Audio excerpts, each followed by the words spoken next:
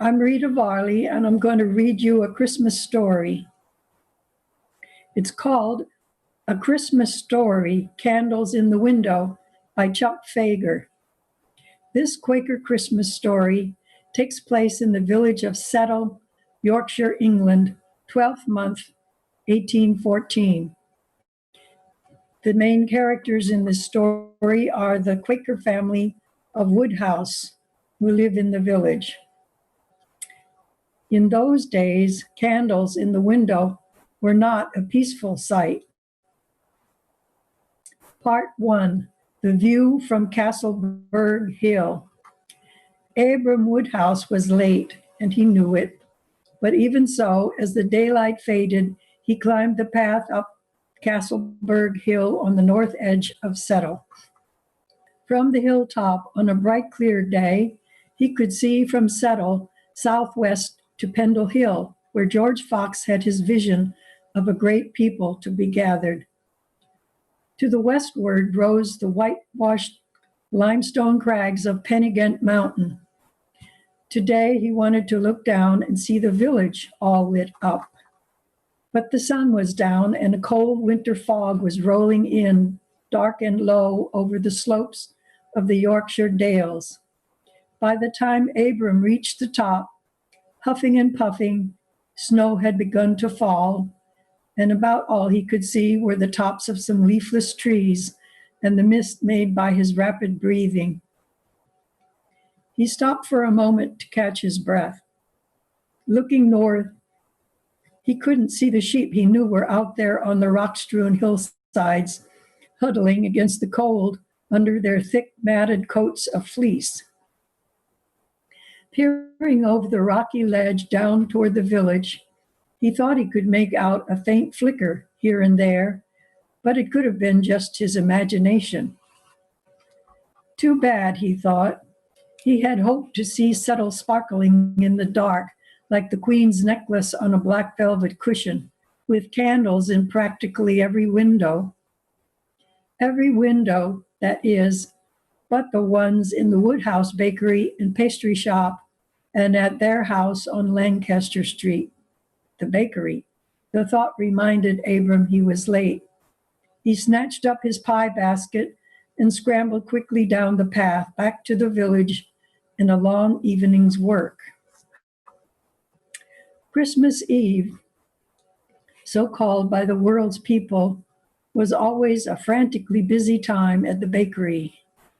While the Woodhouse family, being Quakers, did not observe Christmas as a special day, almost all their customers did. That meant orders for dozens more pies than usual, plus hundreds of tarts and ginger cakes, and scores of heavy extra loaves of their rich, thick bread. So all the week before, the whole Woodhouse family were in the shop almost around the clock, mixing dough, sprinkling sugar and cinnamon, spooning out the cherry preserves, and tending the fire under the big brick ovens. Abram did all of this and more. He was often sent out with a basket full of pies or tarts for delivery to the customers. Beef and mincemeat pies to Old Tilbury at the Golden Lion pub beyond the square, or down the cobbles of South Street through the narrow passageway of the Jeanette and past the sturdy old meeting house, with scones for the Blackburns and buns for the widow Kilburn. Sometimes he crossed the river Ribble to Giggleswick, where the vicar doted on mother's ginger cakes. This evening he had been sent to the pub, where Tilbury wanted 3 more pies for his last round of customers, and it was from there that he had turned to climb Castleberg Hill. Part 2, War. A fine thing to pray for? Abram wouldn't have thought of climbing Castleberg, especially in the cold, except for the candles, 2 in a window in every house and shop. What are they for this time? He had asked Father that morning. It's a double illumination, Father said. for victories past and victories prayed for. George Cockburn's troops burning Washington town in the rebel states is the victory past, and Wellington beating Napoleon before the end of 1815 is what they're praying for now. That's a fine thing to pray for in what's supposed to be a Christian country, his grandmother snorted. Laying down her rolling pin, Gran had wiped sweat from her brow. All it means is more dead soldiers, penniless widows, hungry orphans, from Paris to New York. Love thine enemies indeed, a terrible, sinful waste. She sighed and picked up her rolling pin. With swift, expert strokes, she flattened a thick lump of dough into delicate pie crusts. In Philadelphia, she went on, hefting the rolling pin for emphasis, there were dozens of pitiful beggars, one-legged and one-eyed, all left over from their glorious revolution. 25 years later, I saw them with my own eyes, you know. She shook her head. No need for it, I say. War is a sin, I say. And not just I, but the bell over the door had tinkled just then. And Mrs. Lamb entered, seeking some bread. Gran had stopped in mid-sentence at this jingle. This was Quaker talk and not for customers' ears, especially not this year.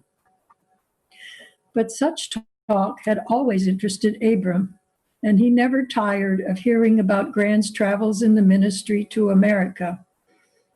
It seemed as if she had seen everything there, from William Penn's great Quaker city to the terrible slave markets of Baltimore and Richmond. And she had gone there all alone, back in 1805. To be sure, a woman traveling all that way unaccompanied had been somewhat irregular even for friends. But when Sarah Haygarth, who was to go with her, came down with smallpox a week before their ship sailed, Gran told the elders straight out that she still felt called to go. They had given her a traveling certificate, she insisted, and she was not going to return it until it had the signatures of friends in America on it. And that had been that. Gran was not someone to be trifled with. Not then, and not now. In fact, it was Gran's gruffness which was about to come in very handy for Abram. Hurrying around the corner of the square, he ran smack into a larger boy running the other direction, looking back as he came. Abram, his broad-brimmed hat and his basket all went sprawling. The larger boy recoiled and then seemed to recognize Abram. "Bloody Quaker," he shouted, and kicked Abram as he tried to regain his footing. "Cowards, all of you. Bet you'd like to see Napoleon and Andy Jackson killing British soldiers, wouldn't you?" Abram dodged the next kick and managed to get up. "Who's thee?" he asked, backing away. "What does thee want?" "I want all traitors and Quakers out of England," the boy cried. He threw a rock at Abram, which missed. "Go to Philadelphia or somewhere your sword is welcome. We hate cowards and traitors, and we hate you." The boy raised his fists and stepped menacingly toward Abram, who was backed up against the wall of a house. "There's no place to run," he thought, "so I may as well stand my ground. Who's thee calling a coward?" he said, and raised his fists. Part 3. All your windows broken tonight. But just then, a hooded figure carrying a long stick loomed around the corner. "Here now, what's this?" a voice said curtly. Abram recognized Gran's commanding husky tones, but the other boy, eyeing her staff cautiously, edged away from him, right up under a window in which 2 candles were burning. In their glow, Abram got a good look at him. Curly red hair and a freckled face, with one front tooth missing. His chin was wrapped in a gray muffler, His coat was ragged and patched. Go along now, Gran commanded him. She tapped her staff significantly on the stone walk. The boy turned and ran. Bloody Quakers, he spat over his shoulder. All your windows will be broken tonight, you'll see. Gran watched him disappear around a corner and then said more quietly, Is thee hurt, lad? Abram shook his head and picked up his basket and hat. He was a little ashamed that she had discovered him preparing to fight. One leg ached where it had been kicked, but it would get better. Well then, Gran said, let's get on to the shop now. Thy father was worrying about thee. Abram limped a little as they walked through the square, and he explained about his detour up the hill. Gran understood that. Castleberg Hill was one of her favorite places too. But Abram was bothered by the boy's words. Gran, he said anxiously, hadn't we better tell father so he can get the shutters closed? We don't want any more broken windows. Gran nodded. We'll tell him, she said. But I have a feeling we may be a bit too late. And so they were. At the shop, father was already sweeping up shards of glass from the walk in front. Behind him, inside the shop, mother and his sister Sarah were brushing glass off the display shelf. No one seemed very upset. Abram was not much surprised either. After all, they were used to it in a way. The nights of illumination were called to celebrate British battle victories. If your windows didn't have a candle in it on such nights, you risked having it broken by ragamuffins. Even so, the elders of Settle Meeting had made it clear. The Quaker peace testimony forbade joining in illuminations or any other celebrations of carnal warfare, come what may, and the Woodhouse family kept the testimony as best they could. Did thee see who did it? Abram asked. Caught a glimpse of him running off, father said. Red-headed lad, ragged, no one I knew. Of course, thought Abram, the boy who kicked me. Anger flashed over him.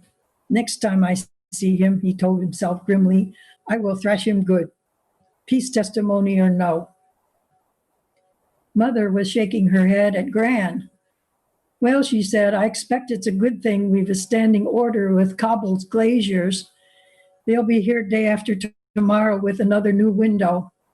I think we friends have been keeping Cobbled in business through this war. How many does that make? Gran asked. 5 times, or is it 6? 6, father answered through the empty window frame. It's been a long war. He clumped the big shutters over the opening and came through the door to bolt them from inside. We'll just have to leave them shut till Barney Cobble gets here. He surveyed the shop and his family. I think that's about cleaned up, he said, so we better get back to work, eh? Mother nodded and put away the brooms, and then she and Sarah returned to their tarts. Abram was sent to bring in a big sack of flour and then feed the fire and stoke it with air from the billows to be ready for Gran's next batch of pies. Well stoked, the oven fire kept them all warm despite the broken window. Coming back from the wood bin with another armload of logs, he heard Gran whispering to Mother, Did thee notice, Martha? There was a black bow on the candles in Margaret Newhouse's window. It must be her boy, Jack. He was off to New Orleans with the Yorkshire Dragoons. Mother shook her head. Poor lad, she murmured. God have mercy on his soul. And hers too, Gran added more loudly. What'll she do now, I wonder, with 4 other children and her husband gone too? Then more softly, almost to herself, she said, Another one for my pie list, I reckon. Abram added the logs to the fire and pumped the billows. Then he wrapped up some orders for delivery that night. The vicar was laying in a double batch of ginger cakes to get him through the holiday. Abram put the parcels on the counter by the back door next to a stack of pies. The pile of goodies made him feel envious of the lavish worldly celebrations of which they were to be a part. Candy, gifts, parties, bright decorations. He had seen all these, if only for moments at a time, when making his deliveries. Part 4, Gran's Nighttime Mystery Journeys. Of course, the holidays would not go completely unnoticed by the Woodhouse family. The shop would be closed. There was no business that day anyway, and they always had a big dinner with special desserts. Then Father would read the Nativity story from his big old Bible. Wire spectacles balanced shakily on his nose. But that would be about all. For friends, Gran had explained to him and his sister long ago, Christ lives within, and Christmas should be every day. Abram could see her point, but he still yearned for some of the gaiety and gifts other households had. For that matter, it seemed that Gran herself did not keep entirely to this stern, plain testimony. For each year, since he had been old enough to work in the shop, Abram had noticed her preparing special parcels of pies and tarts and bread, which she set aside from the other orders. And when he awoke on Christmas morning, she was always gone, never appearing until almost dinner time, then coming in red-faced from the chill. She never explained where she had been, but next day at the shop, the special parcels would be gone. Staring at the stack of well-wrapped pies, Abram suddenly understood where Gran had been all those Christmas mornings. Her parcels must be meant for some of the poor families of Settle. And as soon as he realized this, he felt a strong urge, almost a need, to join her on her rounds tomorrow. He turned toward her, bent over a counter flecked with flour. Listening to his whispered request, Gran looked up thoughtfully from the dough she was kneading. If thee really wants to, Abram, thee may come, she said quietly. But think about it a while before thee decides. I start well before dawn, and thee needn't spoil thy rest on a quiet morning. Tell me before thee turns in tonight. Abram nodded, but he already knew what he would say. If he had to get up early, he would just go to bed sooner, that's all. It did not turn out to be quite that simple, though. The Woodhouse home was built of solid stone, and all its windows were covered by strong shutters, pulled tight against rocks and bricks on nights of illumination. Even so, Abram was jerked awake twice by the sound of bottles crashing against the outer wall, accompanied by muffled curses. After the second time, he lay awake, blinking in the darkness for a long time. He remembered the red-headed boy, wondered if it was him, and felt his anger at the attacks. He wasn't sure when he heard Gran's subdued knock at his door whether he had been back to sleep at all. She saw him yawning and whispered, "Thee still needn't come. Stay, go back to bed." He shook his head and shrugged his way into his warmest clothes. Heavily muffled, they slipped out into the darkness of the early morning on Lancaster Street, each carrying a large basket laden with their treasure. Gran led the way, and even using her walking staff, she seemed to glide down the streets, sure-footed, as if hardly touching the ground. Abram, more than a half a century younger, was hard-pressed to keep up with her. The work was simple enough. On High Street, Gran stopped at a doorway and leaned a parcel against it at an angle so it would stay put. She worked as silently as a thief. Around the next corner, another doorway. By the time they had worked their way to Tilbury Close, around the corner from the shop, their baskets were almost empty. Producing a key from her heavy skirts, Gran let them into the bakery, where in the dim glow from the banked coals beneath the oven, Abram could make out another stack of parcels beside the door. As they loaded up, Abram whispered a question that had been nagging at his mind. Gran, how does thee know where to go? She shrugged and whispered back. Women know, she said. The women's meeting keeps track. We hear things in the shop. And, she paused significantly, I just remember which windows have black ribbons. Come along now. She pulled the door shut behind them. There were some windows where candles still burned, flickering in low, misshapen stumps of wax, but mostly Settle was dark now. As they crossed the empty square with its row of shops in the shambles, Abram glanced up and saw the sky had cleared. He could make out a sprinkle of stars between the dark shapes of the buildings. They were headed up the steep side streets now beyond the square, where the houses were smaller and becoming shabby. It seemed that Gran was laying parcels more often here, and soon their baskets were almost empty again. Then she stopped by an alley and gestured to Abram. Here, she said, handing him a big parcel. Thee can take this one. Past the third house on the left, there's a gate and a tiny cottage set back a few yards. Step quietly now. Abram eagerly took the parcel and she followed him down the alley. He found the gate, but stumbled on a cobblestone as he reached for it. The gate creaked as he pushed it back. He couldn't see the cottage at first, then spotted a glow. Moving toward it, he tripped over a milk pail and almost lost his balance as the metal rolled and clattered. Frightened at the noise, Abram straightened up and took a few more paces toward the cottage.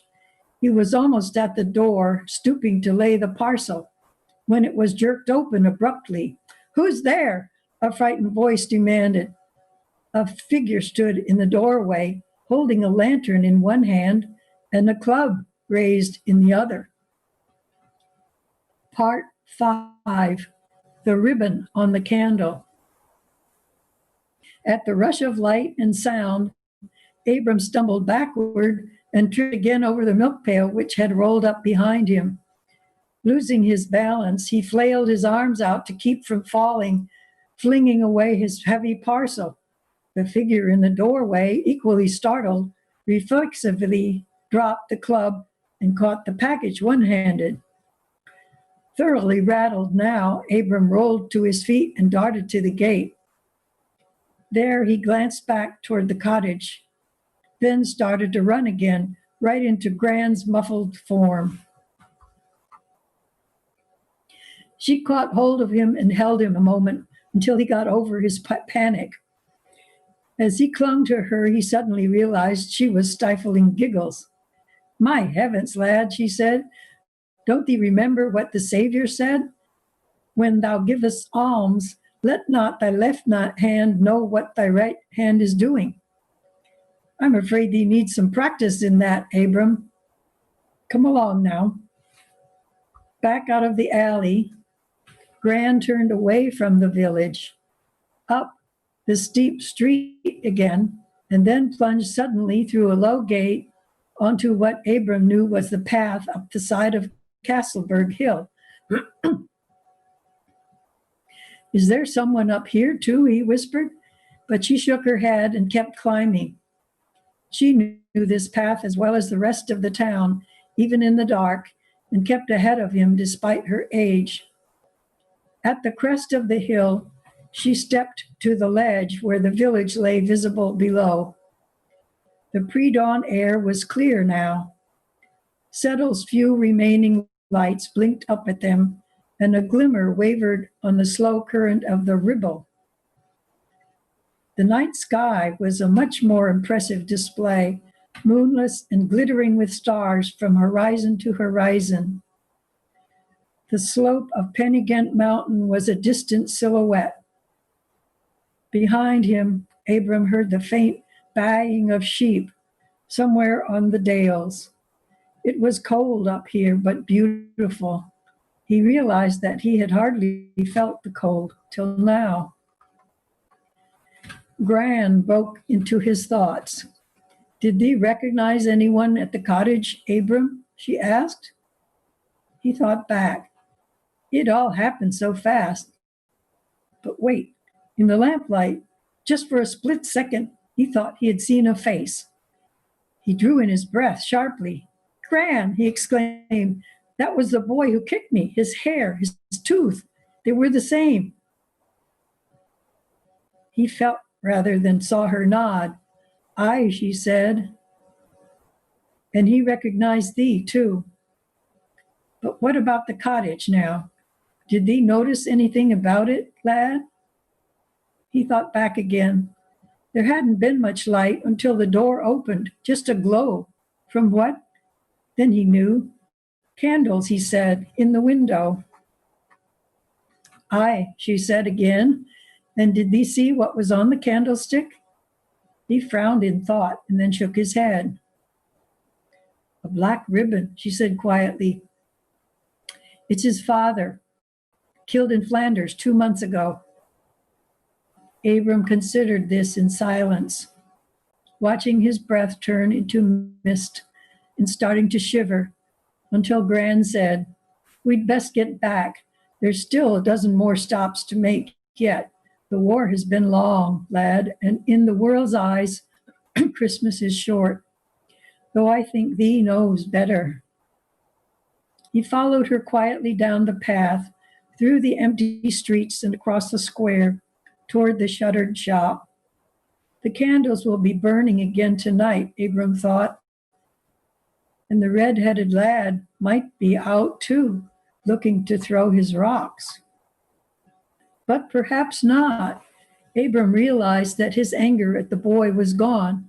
If he met him again, he wouldn't feel a need to fight, and he could hope that if the lad had recognized him at the cottage, maybe some of his anger would begin to cool too. Maybe they could have peace on earth, at least between the two of them, here in Settle, at least for now. The elders of Settle meeting wouldn't let him put a candle in the window, even for that small victory, he thought. But when the tapers were lit at home for dinner, he would remember. That would be his Quaker illumination for this Christmas. It might not be much as the world measured such things, but it would do. The end.